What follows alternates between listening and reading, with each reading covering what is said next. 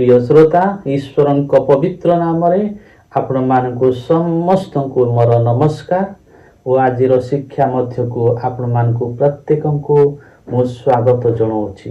प्रिय श्रोता आज शिक्षा अति गुरुत्वपूर्ण अटे कारण स्वर्ग को जीवाई हेले कौन करने को हेब आपण मते किछि करने को हेब स्वर्ग को जीवाई हेले परित्राणर मार्ग तो खुली परित्राणर द्वार तो खुली किंतु परित्राण मार्ग को जीवाई ईश्वर राज्य रे प्रवेश करने आपण को आउ मते किछि करने को हेब से जो किछि करने को हेब ताहा अति गुरुत्वपूर्ण अटे आउ जो माने से कामटी गुरुत्वपूर्ण भाव रे करंती नाही से माने केबे मध्य स्वर्ग राज्य रे प्रवेश करिवे नाही।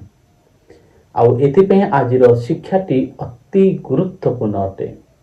स्वर्ग को जीवा पई हेले आपण को किछि करिबार बाकी अछि जा कि ईश्वर चाहती आपण करंतु बोली।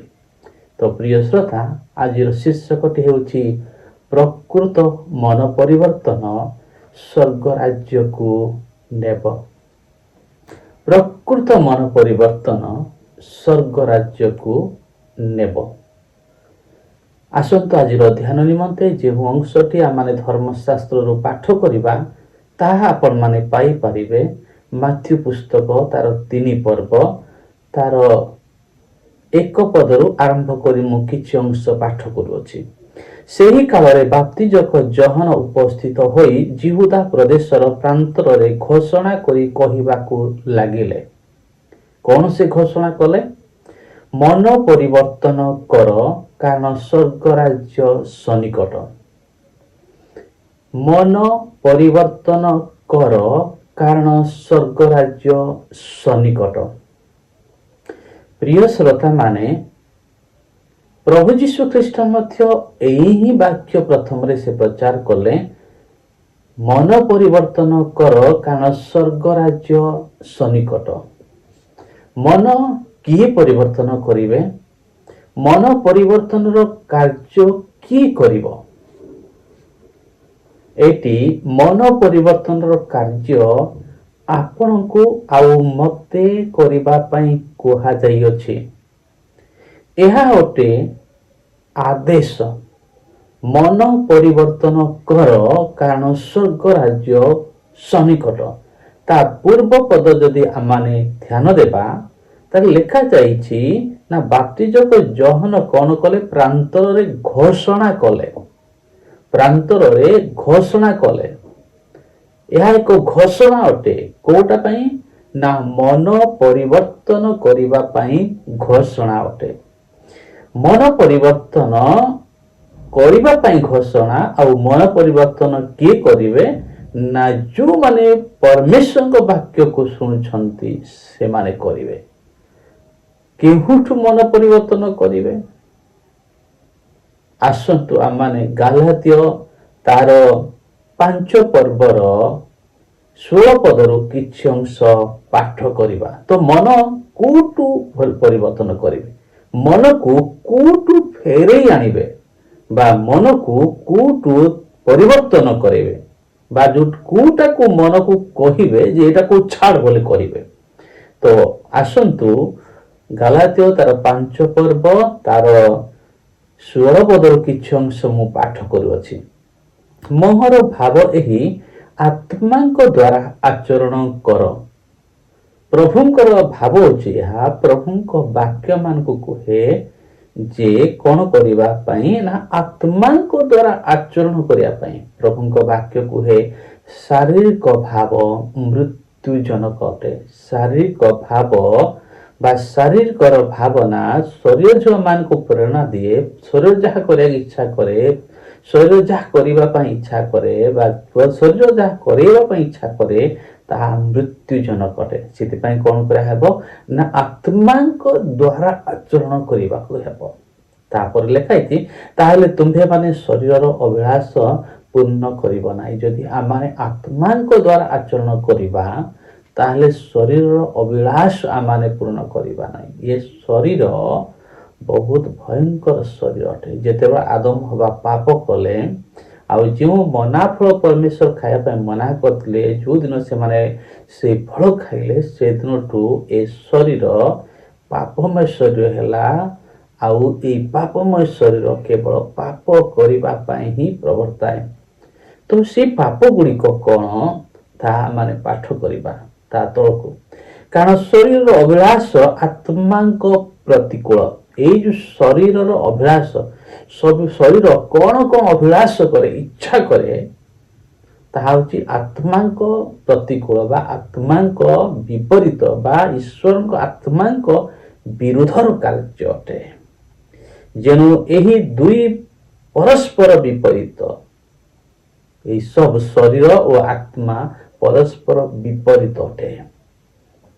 ফলত তুমে মানে যা যা ইচ্ছা কর সে সবু করি পার নাহি। অনেক ব্যক্তি মানে ইচ্ছা করন্তি, ফর এক্সাম্পল অনেকে মদ পিଇବା ପାଇଁ ইচ্ছা କରନ୍ତି ନାହିଁ, କିନ୍ତୁ ସେମାନେ ମଦ ପିଉଥିବା ହେତୁ ସେମାନେ ପୁନର୍ବାର ପିଅନ୍ତି। ଅନେକ ଛାଡ଼ିବା ପାଇଁ ଇଚ୍ଛା କରନ୍ତି କିନ୍ତୁ ତାହା ଛାଡ଼ି ବି ପାରନ୍ତି ନାହିଁ। ଇଚ୍ଛା କରନ୍ତି କିନ୍ତୁ ଛାଡ଼ି ପାରନ୍ତି ନାହିଁ, କାରଣ ଏଇ ଯେଉଁ ଶରୀର ଇଚ୍ଛା ସେମାନଙ୍କୁ ବାନ୍ଧି ନିଏ ଆଉ ସେଇ ଭୁଲ କରାଏ। ତ ଆସନ୍ତା ତଳକୁ ଆହୁରି ଆମେ ପାଠ କରିବା। କିନ୍ତୁ ଯଦି ତୁମେ ମାନେ ଆତ୍ମାଙ୍କ ଦ୍ୱାରା ପରିଚାଳିତ ହୁଅ, ତେବେ ବ୍ୟବସ୍ଥାର ଅଧୀନରେ ନୁହଁ। ଶରୀରର କାର୍ଯ୍ୟ ଗୁଡ଼ାକ ତ ସ୍ପଷ୍ଟ ରୂପେ ଜଣା। ଶରୀରର କାର୍ଯ୍ୟ କ'ଣ କ'ଣ ଅଟେ? ଏ ଶରୀର କ'ଣ କ'ଣ କାମ କରିବା ପାଇଁ ଇଚ୍ଛା କରେ, ତାହା ହେଉଛି ଆତ୍ମାଙ୍କ ବିରୁଦ୍ଧର, ତାହା ହେଉଛି ଈଶ୍ୱରଙ୍କ ବିରୁଦ୍ଧର। ତ ଆସନ୍ତୁ ସେ ଶରୀର କାର୍ଯ୍ୟ ଗୁଡ଼ାକ କ'ଣ କ'ଣ ତାହା ମାନେ ପାଠ କରିବା। ବ୍ୟଭିଚାର, ଏହି ଶରୀର ବ୍ୟଭିଚାର କରିବା ପାଇଁ ଇଚ୍ଛା କରେ। ଏହି ଶରୀରର ଇଚ୍ଛା ବ୍ୟଭିଚାର ଅଟେ। ସେଥିପାଇଁ ଅନେକ ଜ୍ଞାନୀ ମାନେ, ଅନେକ ପଣ୍ଡିତ ମାନେ କ'ଣ କରନ୍ତି ନା, ଅନେକ ସାଧୁ ମାନେ ମଧ୍ୟ ଏହି ବ୍ୟଭିଚାରରୁ ଛାଡ଼ ପାଇ ନାହାନ୍ତି। ଅନେକ ସେମାନେ ଚେଷ୍ଟା କରିଛନ୍ତି କିନ୍ତୁ ଶେଷରେ ପତନ ହେଇଛନ୍ତି ବ୍ୟଭିଚାରରେ। କାହିଁକି? ଏହା ହେଉଛି ଶରୀରର ଫଳ। ପୁଣି ଲେଖା ହେଇଛି କ'ଣ? ଅଶୁଚିତା, ଯାହା ଶୁଚି ନାହିଁ, ଯାହା ଅଶୁଚି, ସେ କାର୍ଯ୍ୟ କରିବା ପାଇଁ ଏ ଶରୀର ଚାହେଁ। ପୁଣି କାମୁକତା, କାମୁକତା କାର୍ଯ୍ୟ କରିବା ପାଇଁ ଏ ଶରୀର ଚାହେଁ। ଶରୀର ଏହା ଇଚ୍ଛା ଅଟେ। ତାପରେ ଲେଖା ହେଇଛି କୁହୁକ, ଗୁଣି ବିଦ୍ୟା ସବୁ, କୁହୁକ ବିଦ୍ୟା ସବୁ କରିବା ପାଇଁ ଏ ଶରୀର କ'ଣ କରେ ନା ଚାହେଁ। ପୁଣି ଶତ୍ରୁତା, ଏହା ବିରୁଦ୍ଧରେ ଶତ୍ରୁତା, ତା ବିରୁଦ୍ଧରେ ଶତ୍ରୁତା। ଏଇ ଯେଉଁ ଏ ଶରୀର ଇଚ୍ଛା କରେ, ଏହା ହେଉଛି ଶତ୍ରୁତା କରୁଥିବା ଶରୀରର କାର୍ଯ୍ୟ ବା ଇଚ୍ଛା ଅଟେ। ଶତ୍ରୁତା ଈଶ୍ୱରଙ୍କ ଆତ୍ମାର ବିରୁଦ୍ଧ ଅଟେ। ଅନେକ ଶତ୍ରୁ ହେବାକୁ ଇଚ୍ଛା କରନ୍ତି ନାହିଁ, କିନ୍ତୁ ଏ ଶରୀରକୁ ଯେତେବେଳେ ଆଘାତ ଲାଗେ, ଏ ଶରୀର ଯେତେବେଳେ ଖରାପ କଥା ଶୁଣେ, ସେ ଶତ୍ରୁତା କରିବା ପାଇଁ ବାଧ୍ୟ ଏ ଶରୀର କରାଏ। ଶତ୍ରୁତା, ବିବାଦ, ପୁଣି ଲେଖା ହେଇଛି ଦ୍ୱେଷ, କ୍ରୋଧ, ତାପରେ ଲେଖା ହେଇଛି ସ୍ୱାର୍ଥପରତା। ଅନେକ କ୍ରୋଧାନ୍ଧ ହୁଅନ୍ତି, ଅନ୍ଧ ହେଇଯାନ୍ତି। ଅନେକ କହନ୍ତି ସ୍ୱାର୍ଥପର ହେଇଯାନ୍ତି। ସ୍ୱାର୍ଥପରତା, ଦଳଭେଦ ହେଇଯାନ୍ତି, ମତଭେଦ ହେଇଯାନ୍ତି। ତାର ମତ ଭିନ୍ନ, ୟାର ମତ ଭିନ୍ନ, ମତଭେଦ, ଦଳଭେଦ। ପୁଣି ଲେଖା ହେଇଛି ଈର୍ଷା, ଜଣଙ୍କର ଉନ୍ନତି ହେଲେ ଅନ୍ୟମାନେ ସହିପାରନ୍ତି ନାହିଁ, ଦେଖିପାରନ୍ତି, ଈର୍ଷା କରନ୍ତି।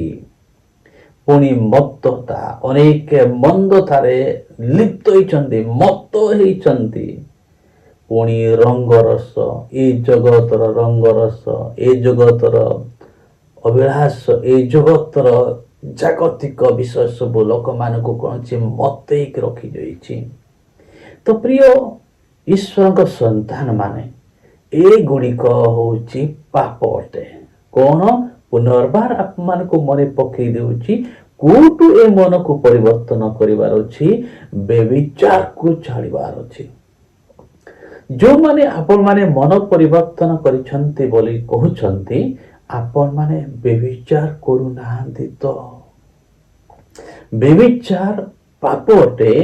ଆଉ ପ୍ରଭୁଙ୍କ ବାକ୍ୟ ମାନ କୁହେ ନା ବେବିଚାରରୁ ମନକୁ ବଦଳେଇବାର ଅଛି। ଅଶୁଚିତା ହଉଛି ପାପ। ଯାହା ଶୁଚି ନାହିଁ ସେଇଠି ମନ ଲାଗିବାକୁ ଇଚ୍ଛା କରେ, ସେଇଠୁ ମନକୁ ପରିବର୍ତ୍ତନ କରିବାର ଅଛି। ପୁଣି ପ୍ରଭୁଙ୍କ ବାକ୍ୟ କୁହେ କାମ କଥା, ଅନେକ କାମ କଥାରେ ଲିପ୍ତ ଅଛନ୍ତି। ଏଇ ମନ ସେଠି ଲିପ୍ତ ହେବାକୁ ଇଚ୍ଛା କରେ, ସେଇଠୁ ମନକୁ ପରିବର୍ତ୍ତନ କରିବାର ଅଛି। ପୁଣି ଅନେକ କଣ କରନ୍ତି? ପ୍ରତିମା ପୂଜା କରନ୍ତି। ଅନେକ କହନ୍ତି ପ୍ରତିମା ପୂଜା କରନ୍ତି। ପ୍ରିୟ ଶ୍ରୋତା ମାନେ, ଏହା ଏକ ଭୟଙ୍କର ପାପ ଅଟେ। କାହିଁକି ନା ଆମମାନଙ୍କ ମଧ୍ୟରୁ କେହି ମଧ୍ୟ ଈଶ୍ୱରଙ୍କୁ ଦେଖି ନାହୁଁ। ଗୋଟିଏ ମାଟିରେ ହେଉ କିମ୍ବା ପଥରରେ ହେଉ କିମ୍ବା କାଠରେ ହେଉ କିମ୍ବା କାଗଜ କଲମ ଦ୍ୱାରା ହେଉ ଅଙ୍କା ଯାଇଥିବା ଚିତ୍ରକୁ ବା ମୂର୍ତ୍ତିକୁ ଆମେ ଈଶ୍ୱର ବୋଲି ପୂଜା ଆରାଧନା କରିବା, ଏହା ପାପ ଅଟେ। ଏଇଠୁ ମନକୁ ପରିବର୍ତ୍ତନ କରିବାର ଅଛି। ମାନେ ମନ ସେଇଠି ନ ଲାଗିବା ଦରକାର, ସେଇଠୁ ଫେରି ଆସିବାର ଅଛି ମନ। ପୁଣି ଲେଖା ହେଇଛି କଣ? କୁହୁକ ଗୁଣି ବିଦ୍ୟା ଏହା ପାପ ଅଟେ। ଶତ୍ରୁତା କରିବା ପାପ ଅଟେ। ଏଇଠୁ ମନକୁ ବଦଳା ଅଛି। ବିବାଦ ବାଦ ବିବାଦ ହେବା ପାପ ଅଟେ। ଏଇଠୁ ଫେରି ଆଣିବାର ଅଛି। ଦ୍ୱେଷ ମାନେ ଜଣକ ବିଷୟରେ ଆମେ ଖରାପ ଚିନ୍ତା କରିବା, ଖରାପ ଭାବିବା, ତାହା ପାପ ଅଟେ। ସେଇଠୁ ମନକୁ ବାହାର କରାଯାଉଛି। କ୍ରୋଧ ରାଗି ଯିବା, ରାଗରୁ କ୍ରୋଧରୁ ଆମମାନଙ୍କ ମନକୁ ଫେରେଇ ଆଣିବା। ପୁଣି ସ୍ୱାର୍ଥପରତା, ଅନେକ ସ୍ୱାର୍ଥପର ହୁଅନ୍ତି। ଆମମାନେ ଯୋଉମାନେ ପ୍ରଭୁଙ୍କୁ ଜାଣିଛୁ, ଆମମାନେ ସ୍ୱାର୍ଥପର ନ ହେବା। ସ୍ୱାର୍ଥପରତା ହଉଛି ପାପ। ସେଇଠୁ ମନକୁ ବଦଳେଇ ଆଣିବା ଅଛି। ପୁଣି ଦଳଭେଦ, ଅନେକ ଦଳଭେଦ ହୁଅନ୍ତି, ଗ୍ରୁପିଂ ହୁଅନ୍ତି। ଆମମାନେ ୟାର ବିରୁଦ୍ଧରେ ତାର ବିରୁଦ୍ଧରେ ଏ ଗୋଟେ ଦଳ ସେ ଗୋଟେ ଦଳ, ସେମିତି ଦଳଭେଦ ହେବା କଥା ନାହିଁ। ସେଇଠୁ ମଧ୍ୟ ମନକୁ ପରିବର୍ତ୍ତନ କରାଯାଉଛି। ମତଭେଦ, ୟାର ମତ ଭିନ୍ନ ତାର ମତ ଭିନ୍ନ, ଇଏ ତା ବିରୁଦ୍ଧରେ କହିବ ଇଏ ତା ବିରୁଦ୍ଧରେ କହିବ, ମତାନ୍ତର ହେବା, ମତବାଦ ହେବା, ଏହା ପାପ ଅଟେ। ଆମମାନଙ୍କ ମନକୁ ସେଇଠୁ ଫେରେଇ ଆଣିବାର ଅଛି। ପୁଣି ଲେଖା ହେଇଛି ଈର୍ଷା, ଜଣଙ୍କର ଉନ୍ନତ ହେଲେ ଆଉ କେତେ ଜଣ ସହି ପାରନ୍ତି ନାହିଁ। ଏହା ପାପ ଅଟେ। ଏ ସମସ୍ତ ପାପରୁ ମନକୁ ଫେରେଇ ଆଣିବାର ଅଛି।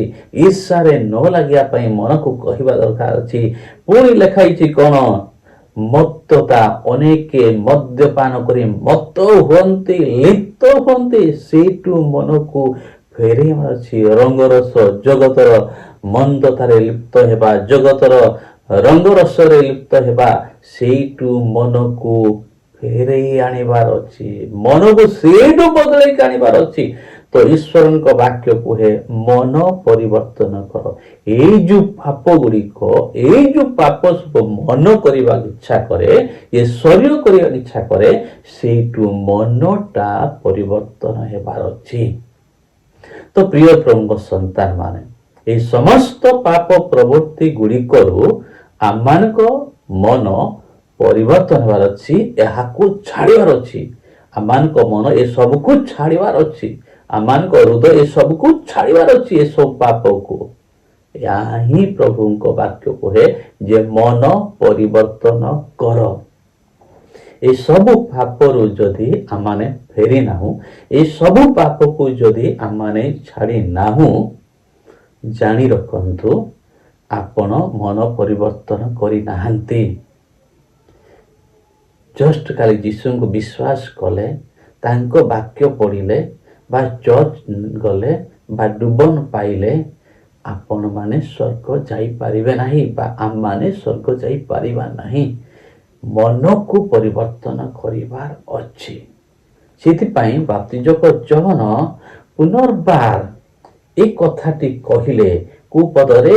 ତାର ମାଥ୍ୟୁ 3 ପର୍ବର ଆସନ୍ତୁ ଆମମାନେ 8 ପଦକୁ ପଢିବା। ଏଣୁ ମନ ପରିବର୍ତ୍ତନର ଉପଯୁକ୍ତ ଫଳ ଉତ୍ପନ୍ନ କର। କେବଳ ଏଇ ସବୁ ପାପକୁ ଛାଡ଼ ବୋଲି କହିଲେ ନାହିଁ, এই ସବୁ ପାପକୁ କେବଳ ଛାଡ଼ ବୋଲି କହିଲେ ନାହିଁ, କିନ୍ତୁ ମନ ପରିବର୍ତ୍ତନର ଉପଯୁକ୍ତ ଫଳକୁ ଉତ୍ପନ୍ନ କର ବୋଲି କହିଲେ। ମନ ପରିବର୍ତ୍ତନର ଉପଯୁକ୍ତ ଫଳ ପୁଣି କ'ଣ? ପ୍ରିୟ ଶ୍ରୋତା ମାନେ, ପୁନର୍ବାର ଆମେ ଯିବା ସେ ଗାଲାତ୍ୟ 5 ପର୍ବର 22 ପଦ। ପ୍ରକୃତରେ ଯିଏ ମନ ପରିବର୍ତ୍ତନ କରିଥାଏ, ପ୍ରକୃତରେ ଯିଏ ନିଜର ପାପ ପାଇଁ ପ୍ରଭୁ ପାଖରେ କାନ୍ଦିଥାଏ, ପ୍ରଭୁଙ୍କୁ ଯଦି କୁହେ, ପ୍ରଭୁ ମୁଁ ଜ୍ଞାତରେ ଅଜ୍ଞାତରେ ଅନେକ ମୁଁ ପାପ କରିଥିଲି, ତାର ନିଜର ଗୋଟି ଗୋଟି ପାପକୁ ପ୍ରଭୁଙ୍କ ନିକଟରେ ସ୍ୱୀକାର କରେ ଆଉ ପ୍ରଭୁଙ୍କୁ କୁହେ, ପ୍ରଭୁ ମୁଁ ପାପୀ, ଏଇ ସମସ୍ତ ପାପ ମୁଁ କରିଥିଲି, ପ୍ରଭୁ ତୁମେ ମୋ ପାପ କ୍ଷମା କର। ତାର ପାପର ଲିଷ୍ଟ କେତେ ଥିବ, ସେ ଗୋଟି ଗୋଟି ପାପକୁ ମନେ ପକେଇ ପ୍ରଭୁଙ୍କୁ କହିଥିବ, ପ୍ରଭୁ ମୁଁ ପାପୀ, ମୋର ପାପ କ୍ଷମା କର।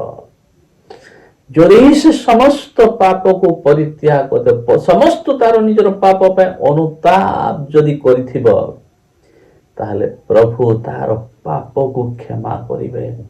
ତା ସଙ୍ଗେ ସଙ୍ଗେ ସେ କଣ ହେବ ନା ଆତ୍ମାଙ୍କ ଫଳ ପଡ଼ିବ।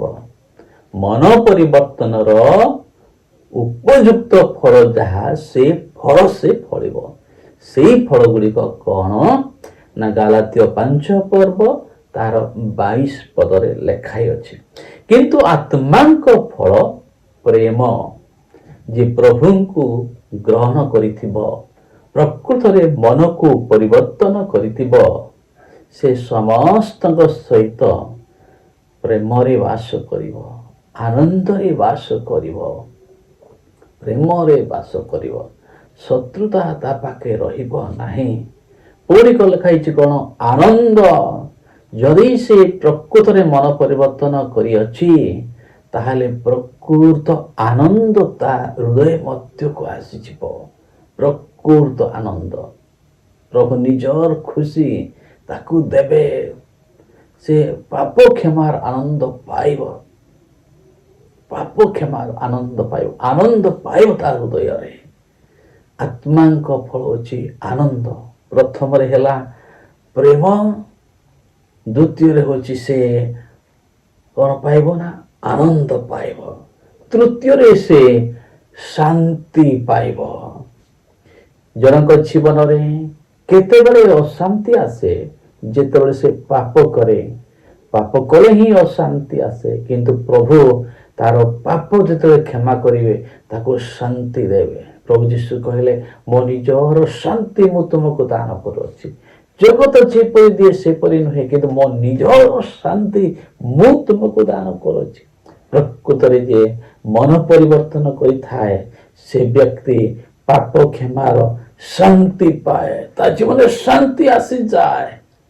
ପୁନର୍ବାର କଣ ହୁଏ ନା ଦେଖନ୍ତୁ, ପ୍ରଭୁଙ୍କ ବାକ୍ୟ କୁହେ, ଦୀର୍ଘ ସହିଷ୍ଣୁତା, ତା ଜୀବନରେ ସହିବାର ଶକ୍ତି ବୃଦ୍ଧି ହେଇଯାଏ। ସେ ସହିଯାଏ। ଦୁଃଖ ଆସିଲେ ସହିବ, କଷ୍ଟ ଆସିଲେ ସହିବ, ନିନ୍ଦା ଆସିଲେ ସହିବ, ଅପମାନ ଆସିଲେ ସହିବ। ଦୀର୍ଘ ସହିଷ୍ଣୁ ହେବ, ସେ ଦୀର୍ଘ ସହିଷ୍ଣୁ ହେବ। କୌଣସି ପରିସ୍ଥିତି ତାକୁ ଖରାପ ପଦକ୍ଷେପ ନେବା ପାଇଁ, ଖରାପ ବାଟରେ ଯିବା ପାଇଁ ପାରିବ ନାହିଁ, ତାକୁ ମତେଇ ପାରିବ ନାହିଁ। ସେ ଯେକୌଣସି ପରିସ୍ଥିତି ଆସିଲେ ମଧ୍ୟ ସେ ପ୍ରଭୁଙ୍କ ଠାରେ ରହିବ, ଦୀର୍ଘ ସହିଷ୍ଣୁ ହେବ, ତାର ସହିବାର ଶକ୍ତି ବଢିବ।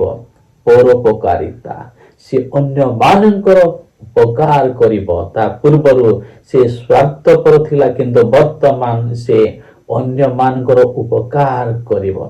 ପ୍ରିୟ ପ୍ରଭୁଙ୍କ ସନ୍ତାନ ମାନେ, ଯଦି ଆମେ ପ୍ରଭୁଙ୍କ ସହିତ ଅଛୁ, ଆମେ ଅନ୍ୟମାନଙ୍କର ଉପକାର କରିବା ପାଇଁ ଆମମାନଙ୍କ ହୃଦୟ କହିବ, ଆମମାନଙ୍କ ଅନ୍ତଃକରଣ ଶିଖେଇବ। ଅନ୍ୟର ଦୁଃଖ ଦେଖିଲେ ଆମେ ଅନ୍ୟମାନଙ୍କୁ ସାହାଯ୍ୟ କରିବା ପାଇଁ ଆତ୍ମା ମାନଙ୍କୁ ଶିଖେଇବ। ଯଦି ପ୍ରକୃତ ମନ ପରିବର୍ତ୍ତନ କରିଛୁ, ତାହେଲେ ଅନ୍ୟର ଦୁଃଖରେ ଆମେ ଦୁଃଖୀ ହେବ, ଅନ୍ୟର ସୁଖରେ ଆମେ ସୁଖୀ ହେବ। ଏହା ମନ ପରିବର୍ତ୍ତନର ଉପଯୁକ୍ତ ଫଳ ଅଟେ। ଆଉ ଯେଉଁ ବ୍ୟକ୍ତି ମନ ପରିବର୍ତ୍ତନ କରି ନଥାଏ, ସେ କଣ ହେବ ନା ସ୍ୱାର୍ଥ ସ୍ୱାର୍ଥପର ହେବ, ଅନ୍ୟକୁ କେବେ ସାହାଯ୍ୟ କରିବନି, ବରଂ ଅନ୍ୟଠୁ ଲୁଟମାର କରି ନେବ, ପ୍ଲାନ୍ କରିକି ନେବ, ଅନ୍ୟଠୁ ଛଡେଇ ନେବ, କଳେ ବଳେ କୌଶଳେ ସେ କଣ କରିବ, ଅନ୍ୟର ଛଡେଇକି ରଖିବ। କିନ୍ତୁ ଯେତେବେଳେ ସେ ମନ ପରିବର୍ତ୍ତନ କରିବ, ସେ କଣ କରିବ ନା ପରର ଉପକାର କରିବ। ମନେ ପକାନ୍ତୁ, ଯେତେବେଳେ ଯକ୍ଷ ଜୀବନରେ ମନ ପରିବର୍ତ୍ତନ ଆସିଲା, ସେତେବେଳେ ଯକ୍ଷ କଣ କରୁଛନ୍ତି, ଏତେ ଗୁଣ ଫେରେଇ କହୁଛନ୍ତି, ଆପଣଙ୍କର ଧନ ସମ୍ପତ୍ତି ଆପଣଙ୍କ ଲୋଭ ହେବ ନାହିଁ, ଆପଣ ଅନ୍ୟମାନଙ୍କୁ ଦାନ କରିବାକୁ ଲାଗିବେ। ପ୍ରକୃତ ଯଦି ମନ ପରିବର୍ତ୍ତନ କରିଛନ୍ତି, ଆଜି ଅନେକଙ୍କୁ ସାହାଯ୍ୟର ହସ୍ତ ବଢିବା ପାଇଁ ପାରନ୍ତି ନାହିଁ, କରିପାରନ୍ତି ନାହିଁ। କାହିଁକି ନା ସେମାନଙ୍କର ମନ ପରିବର୍ତ୍ତନ ହୋଇ ହିଁ ନାହିଁ, ସେମାନେ କରି ହିଁ ପାରିବେ ନାହିଁ। କିନ୍ତୁ ମନ ପରିବର୍ତ୍ତନ କରିଥିବା ବ୍ୟକ୍ତି ମାନେ ଅନ୍ୟର ଉପକାର କରିବେ, ପରୋପକାରିତା କରିବେ। ତା ସଙ୍ଗେ ସଙ୍ଗେ ଆସନ୍ତୁ, ପୁଣି ଲେଖା ହେଇଛି କଣ ନା ଭଦ୍ରତା, ସେ ଭଦ୍ରାମୀ ଜୀବନ କାଟିବେ। ଯେ ପ୍ରକୃତ ମନ ପରିବର୍ତ୍ତନ କରିଛନ୍ତି, ସେ ଭଦ୍ରାମୀ ଜୀବନ କାଟିବେ, ଅଭଦ୍ର ଜୀବନ କାଟିବେ ନାହିଁ। ପୁଣି ଲେଖା ହେଇଛି ନା ବିଶ୍ୱସ୍ତତା, ସେ ବିଶ୍ୱସ୍ତ ଜୀବନ କାଟିବେ। ତାଙ୍କୁ କୌଣସି କାର୍ଯ୍ୟ ଦେଇଥିଲେ ସେ ବିଶ୍ୱସ୍ତ ଭାବରେ କାର୍ଯ୍ୟ କରିବେ, ସେ ସମସ୍ତ ବିଷୟରେ ବିଶ୍ୱସ୍ତ ରହିବେ। କାରଣ ପରମେଶ୍ୱର ବିଶ୍ୱସ୍ତ ଅଟନ୍ତି, ସେ ବିଶ୍ୱସ୍ତର ଆତ୍ମା ଦେବେ, ଅବିଶ୍ୱସ୍ତ ହେବେ ନାହିଁ, ଯେ ପ୍ରକୃତରେ ମନ ପରିବର୍ତ୍ତନ କରିଅଛନ୍ତି। ପ୍ରିୟ ଶ୍ରୋତା, ଆସନ୍ତୁ ପୁଣି ଆଗକୁ କଣ ଲେଖା ହେଇଛି, ମୃଦୁତା। ସେ ଅନ୍ୟ ମାନଙ୍କ ସହିତ କଥାବାର୍ତ୍ତା ହେଲା ବେଳକୁ ଲୋକମାନେ ଝୁରିବେ ତାର କଥାବାର୍ତ୍ତା ଶୁଣିବା ପାଇଁ, ତାର ସ୍ୱର ଶୁଣିବା ପାଇଁ, ତାର କଥା ଶୁଣିବା ପାଇଁ ଲୋକମାନେ ଝୁରିବେ। ସେ ମୃଦୁ ଭାବରେ କଥାବାର୍ତ୍ତା କରିବେ ଓ ଆତ୍ମ ସଂଯମ, ସେ ସମସ୍ତ ବିଷୟରେ ସଂଯମତା ରକ୍ଷା କରିବେ, ସେ ସମସ୍ତ ବିଷୟରେ ସଂଯମତା ରକ୍ଷା କରିବେ। ଯଦି ଗାଡି ଆମେ ଚଲାଉଛୁ, ଯଦି ଗାଡିରେ ଯଦି ବ୍ରେକ୍ ନଥିଲେ କଣ ହୁଅନ୍ତା ନା ଆକ୍ସିଡେଣ୍ଟ ହୁଅନ୍ତା, ଦୁର୍ଘଟଣା ହୁଅନ୍ତା। ପ୍ରିୟ ଶ୍ରୋତା ମାନେ, ଶେଷରେ ପରମେଶ୍ୱର ତାକୁ ଆତ୍ମ ସଂଯମର ଶକ୍ତି ଦେବେ, ସେ ନିଜ ଉପରେ ନିଜେ ନିୟନ୍ତ୍ରଣ କରିବାର ଶକ୍ତି ଦେବେ। ପ୍ରିୟ ଶ୍ରୋତା, ଏହା ହେଉଛି ଉପଯୁକ୍ତ ଫଳ। ଆଉ ଯେଉଁମାନେ ପ୍ରକୃତ ଭାବରେ ମନ ପରିବର୍ତ୍ତନ କରିଛନ୍ତି, ଈଶ୍ୱର ସେମାନଙ୍କୁ ଉପଯୁକ୍ତ ଫଳ ଫଳିବା ପାଇଁ ସାହାଯ୍ୟ କରିଛନ୍ତି। ପ୍ରିୟ ଶ୍ରୋତା, ଆପଣ ନିଜକୁ ପରୀକ୍ଷା କରନ୍ତୁ, ଉପଯୁକ୍ତ ଫଳ ଉତ୍ପନ୍ନ କରିଛନ୍ତି କି ନାହିଁ। ପ୍ରକୃତରେ ମନ ପରିବର୍ତ୍ତନ ଯଦି କରିଛନ୍ତି, ଯୀଶୁ ଖ୍ରୀଷ୍ଟଙ୍କୁ ତ୍ରାଣକର୍ତ୍ତା, ଉଦ୍ଧାରକର୍ତ୍ତା, ମୁକ୍ତିଦାତା ଭାବେ ଯଦି ଗ୍ରହଣ କରିଛନ୍ତି, ଆଉ ନିଜର ପାପକୁ ଯଦି ସ୍ୱୀକାର କରିଛନ୍ତି, ଆଉ ଯୀଶୁଙ୍କୁ କହିଛନ୍ତି, ପ୍ରଭୁ ତୁମେ ମୋ ପାପ ପାଇଁ କାଲବରୀ କ୍ରୁଶରେ ମରିଅଛ, ମୋର ପାପ ସବୁ କ୍ଷମା କର, ଯଦି ପ୍ରଭୁଙ୍କୁ ନିଜର ସମସ୍ତ ଗୋଟି ଗୋଟି ପାପକୁ ଯଦି ଆପଣ ସ୍ୱୀକାର କରିଛନ୍ତି, ନିଜର ପାପ ପାଇଁ କାନ୍ଦିଛନ୍ତି, ପ୍ରଭୁଙ୍କୁ କ୍ଷମା ମାଗିଛନ୍ତି, ତାହେଲେ ଏ ସମସ୍ତ ଫଳ ଆପଣଙ୍କୁ ଈଶ୍ୱର ନିଶ୍ଚୟ ଦେବେ, ଆଉ ତାହା ଆପଣଙ୍କ ଜୀବନରେ ପରିଲକ୍ଷିତ ହେବ। ସେଥିପାଇଁ ବାପ୍ତିଜକ ଯୋହାନ ତାର ମାଥ୍ୟୁ 3 ପର୍ବର 8 ପଦରେ କହିଲେ, ଏଣୁ ମନ ପରିବର୍ତ୍ତନର ଉପଯୁକ୍ତ ଫଳ ଉତ୍ପନ୍ନ କର, ଏହା ଆଦେଶ ଅଟେ। ପୁଣି 9 ପଦରେ କହିଛି, ପୁଣି ଆବ୍ରାହମ ତ ମାନଙ୍କର ପିତା ମନେ ମନେ ଏପରି କହିବାକୁ ଭଲ ନାହିଁ, କାରଣ ମୁଁ ତୁମମାନଙ୍କୁ କହୁଛି, ଈଶ୍ୱର ଏହି ପଥର ଗୁଡାକରୁ ଆବ୍ରାହମଙ୍କ ନିମନ୍ତେ ସନ୍ତାନ ଉତ୍ପନ୍ନ କରିପାରନ୍ତି। ପ୍ରିୟ ଶ୍ରୋତା ମାନେ, ଆମେ ଭ୍ରାନ୍ତ ନ ହଉ, ଆବ୍ରାହମ ତ ଆମମାନଙ୍କ ପିତା ବୋଲି ଭ୍ରାନ୍ତ ନ ହଉ, ଅନେକ ବର୍ଷର ଖ୍ରୀଷ୍ଟିଆନ ମୁଁ ବୋଲି ଭ୍ରାନ୍ତ ନ ହଉ, ମୋ ବାପା ମା ପ୍ରଭୁକୁ ଜାଣିଥିଲେ ବୋଲି କହିକି ଭ୍ରାନ୍ତ ନ ହଉ। ନିଜର ପାପକୁ ସ୍ୱୀକାର କରନ୍ତୁ, ପ୍ରକୃତ ମନ ପରିବର୍ତ୍ତନ କରନ୍ତୁ, ତେବେ ହିଁ କେବଳ ଆପଣ ଈଶ୍ୱରଙ୍କ ରାଜ୍ୟରେ ପ୍ରବେଶ କରିବାର ସୁଯୋଗ ପାଇବେ। ଆପଣଙ୍କ ପ୍ରକୃତ ମନ ପରିବର୍ତ୍ତନ ଉପଯୁକ୍ତ ଫଳ ଉତ୍ପନ୍ନ କରିବାରେ ସାହାଯ୍ୟ କରିବ, ଆଉ ଆପଣଙ୍କ ପ୍ରକୃତ ମନ ପରିବର୍ତ୍ତନ ଆପଣଙ୍କୁ ସ୍ୱର୍ଗକୁ ନେବ। ପ୍ରଭୁଙ୍କୁ ଗ୍ରହଣ କରିଛନ୍ତି ବୋଲି ମନ ଇଚ୍ଛା ଜୀବନ କାଟନ୍ତୁ ନାହିଁ। ପ୍ରଭୁ ଭୟ ଜୀବନ କାଟନ୍ତୁ, ତାଙ୍କ ବାକ୍ୟ ଅନୁସାରେ ଜୀବନ କାଟନ୍ତୁ, ପୁନର୍ବାର ଆତ୍ମସମୀକ୍ଷା କରନ୍ତୁ। ପ୍ରିୟ ଶ୍ରୋତା, ଏ ବାକ୍ୟ ଆପଣଙ୍କ ନିକଟରେ ପହଞ୍ଚିବା ପାଇଁ ପ୍ରଭୁ ମୋତେ ସାହାଯ୍ୟ କଲେ। ଯଦି ଆପଣଙ୍କୁ ପ୍ରଭୁ ଯଦି ଏ ବାକ୍ୟରେ କଥା କହୁଛନ୍ତି, ପ୍ରକୃତ ମନ ପରିବର୍ତ୍ତନ କରନ୍ତୁ। ଯଦି ଆପଣ ମନ ପରିବର୍ତ୍ତନ କରି ନାହାନ୍ତି, ବାସ୍ତବରେ ନିଜକୁ ପ୍ରତାରଣା କରୁଛନ୍ତି। ପ୍ରକୃତ ମନ ପରିବର୍ତ୍ତନ ହିଁ ଆପଣଙ୍କୁ ସ୍ୱର୍ଗକୁ ନେବ। ଆପଣ ଯଦି ମନ ପରିବର୍ତ୍ତନ କରିବେ ନାହିଁ, ପାପକୁ ଛାଡ଼ିବେ ନାହିଁ, ପାପରୁ ଦୂରେଇ ରହିବେ ନାହିଁ, ଆଉ ପ୍ରକୃତ ଫଳ ଫଳିବେ ନାହିଁ, ତାହେଲେ ସ୍ୱର୍ଗ ଯାଇପାରିବେ ନାହିଁ। ସ୍ୱର୍ଗକୁ ନେବା ପାଇଁ ଈଶ୍ୱର ତ ଆପଣଙ୍କ ପାଇଁ ଆସିଲେ, ମୋ ପାଇଁ ଆସିଲେ, କାଲବରୀ କ୍ରୁଶରେ ବଳିଦାନ ହେଇସାରିଛନ୍ତି। ପାପ କ୍ଷମାର ମାର୍ଗ ଶେଷ ହୋଇଯାଇଛି, କିନ୍ତୁ ଅନୁତାପର ମାର୍ଗ ଆପଣଙ୍କ ହୃଦୟରୁ ଠିକ୍ ସେ ହେବାର ଅଛି। ତେବେ ହିଁ ସମ୍ଭବ ଆପଣ ଈଶ୍ୱରଙ୍କ ରାଜ୍ୟରେ ପ୍ରବେଶ କରିପାରିବେ। ତ ନିଜକୁ ପରୀକ୍ଷା କରନ୍ତୁ, ସମୀକ୍ଷା କରନ୍ତୁ। ଯଦି କୌଣସି ପାପ ପଦ ଛାଡ଼ି ନାହାନ୍ତି, ଅନୁତାପ କରି ଛାଡ଼ନ୍ତୁ। ତେବେ ଆପଣ ଯୋଗ୍ୟ ହେବେ ସ୍ୱର୍ଗରେ ପ୍ରବେଶ କରିବା ପାଇଁ। ଈଶ୍ୱର ଆପଣଙ୍କୁ ସାହାଯ୍ୟ କରନ୍ତୁ। ନମସ୍କାର।